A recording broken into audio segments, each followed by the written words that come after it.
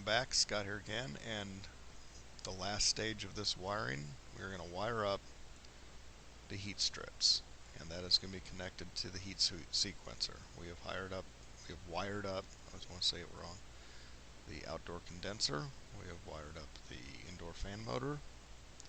Now we're going to wire up two heat strips. And this L1 power line, I made a little fake terminal right there. We're going to grab off that L1 power, that 120 volts. We're going to run it in through here. And then from the M2, we're going to grab our first stage of heat right here. And then I'm going to grab some more of that 120 voltage, and I'm going to put a second stage through it. And that is going to run the second heat stage. So I'm going to just stage the heat strips there. And then they're going to tie back into L2. I have a terminal here for L2, so I'm just going to grab into it there. And now we are tied into L2 and L1. High voltage, the heat strips are hooked up. They will come on in stages. So this gets a little complicated right here because it's so married to the fan relay.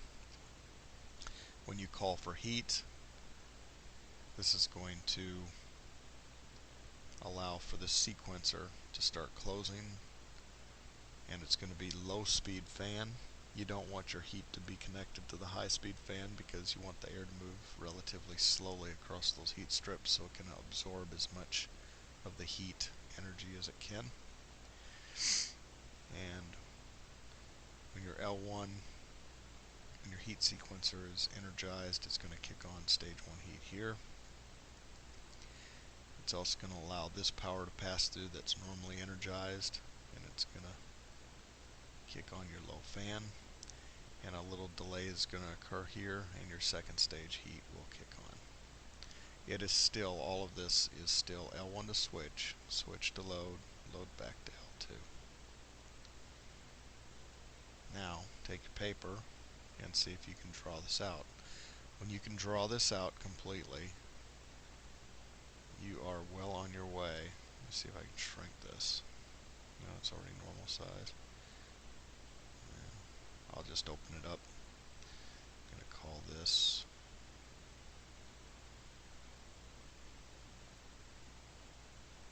high-low, high 3. I don't think I saved it in between. And we'll open it up. And that's what we drew out. L1 to switch, switch to load, load back to L2. And this is it. So if you can draw this out with a blank sheet of paper, you understand where the wires are going. If you'd like to see a cleaner version of this, here's a cleaner version.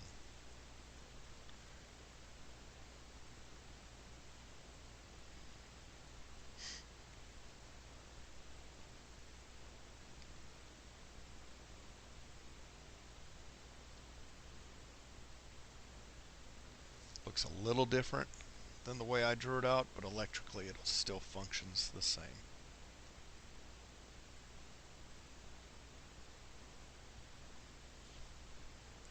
Biggest thing to get is how the fan relay works in relation to this heat sequencer.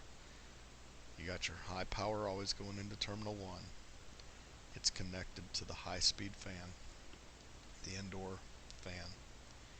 Your number 2 terminal, which is normally closed, is connected to your heat sequencer, and then it comes out to connect to your stage 1 heat. Stage 2 heat is down here, and then this all finds its way back to L2.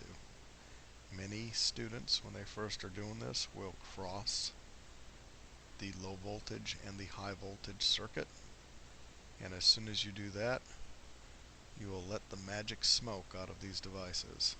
That would be your coil overheating from the higher power that's running through it. It's only designed for 24 volts. When you run the 120, you just melt those inner windings and poof, it all goes up. And you'll see that happen a lot. Sometimes the transformer goes, sometimes it's these things, these little coils, sometimes your thermostat. But that's what happens when you accidentally hook up your low voltage to your high. So try to draw that out. Also, try to draw out your refrigeration cycle and see how you're doing on that. Can you still do it from memory? If you were in my classroom, I'd give you a quiz on this every time we talk, and I'd see where you are. We need to hand it in. I'd see how much you knew or didn't know, and then we would just reinforce the areas that you need to work on, and that is how I'd teach you. So pretend that you were in my classroom. I've just given you a quiz. You've drawn it out.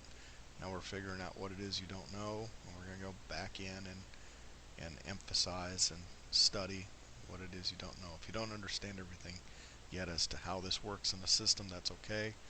Mostly just wire this up and we will get there. Alright, and that concludes this lesson.